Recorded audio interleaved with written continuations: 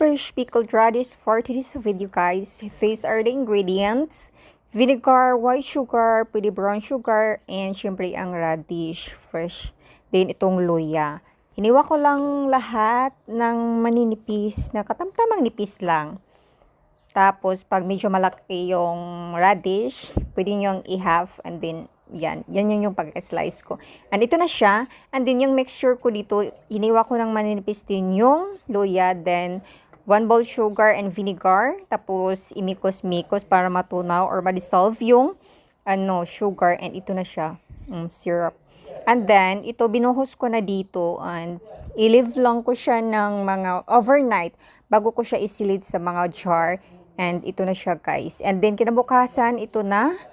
Perfect yung timpla ko dito, guys, as in yung tamis at saka yung asim, as in talaga saktong-sakto. And inilagay ko lang sa jar and